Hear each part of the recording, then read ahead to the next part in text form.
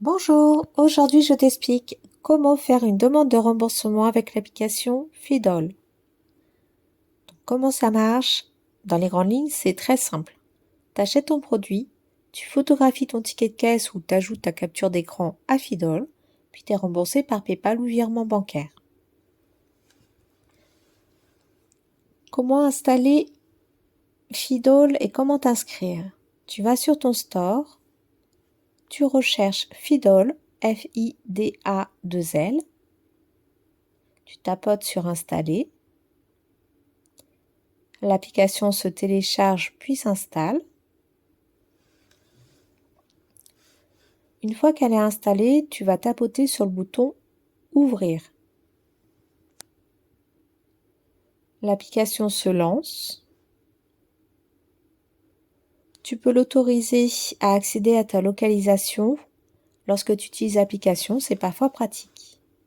Puis tu tapotes en haut à droite sur le bonhomme, tu complètes toutes les informations, puis tu valides. Ensuite, sur l'accueil, tu vas pouvoir rajouter tes cartes de fidélité à ton portefeuille virtuel, c'est pratique.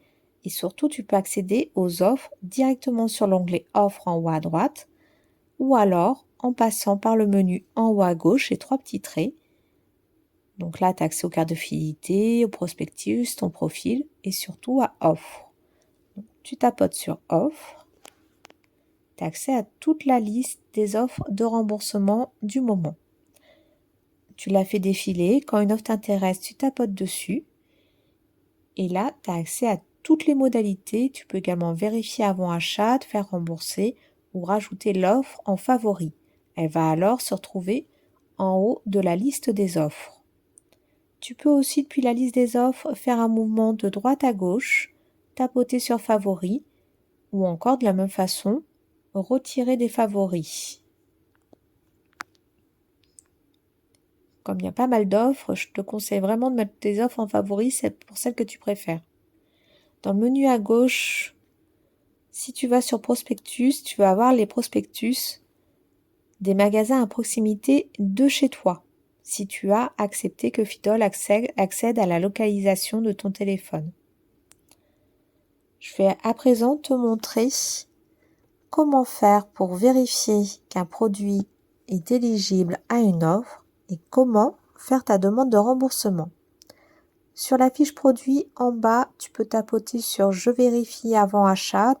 Tu auras alors la possibilité de scanner le code barre de ton produit ou de le saisir manuellement et l'application dira si c'est OK ou non. Une fois chez toi, tu vas tapoter sur « Se faire rembourser ». Le début, c'est pareil. Tu scannes ton code barre. Tu as un message qui te dit si c'est OK ou non. Donc bravo, cet article est conforme. Dans ce cas-là, tu peux passer à la suite.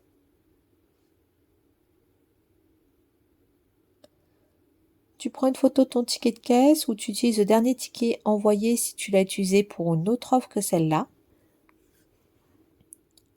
Puis tu passes à la suite.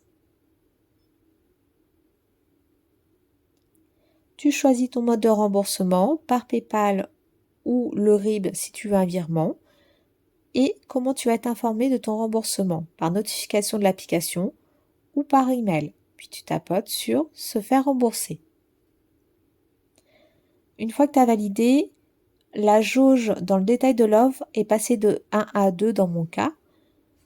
Donc, elle est bien prise en compte. Le jour même et les suivants, tu vas recevoir plusieurs mails de suivi plusieurs mails ou des notifications pour ton suivi. Donc, je te montre les différents mails que je reçois. Donc, tu es vraiment super bien informé. Si jamais il y avait un refus pour une raison ou une autre, tu es informé de la même façon et on te donne le détail.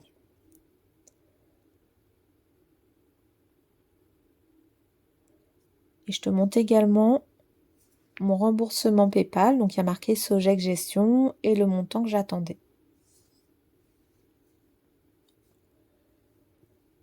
Tu peux aussi suivre tes demandes en allant dans le menu en haut à gauche, Mon profil, puis Mes remboursements.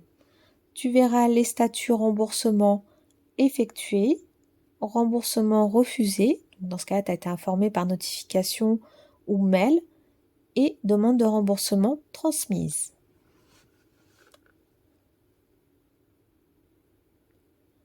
Si tu veux aller plus loin dans les optimisations, sur ma chaîne YouTube, tu trouveras une playlist avec d'autres tutos. Et sur mon Insta, Geekette Lifestyle Promo, je te partage des optimisations à faire en publication et plus de bons plans en story, aussi bien qu'en story permanente. Pense à liker et mettre un commentaire si tu as aimé ce tutoriel. Ciao!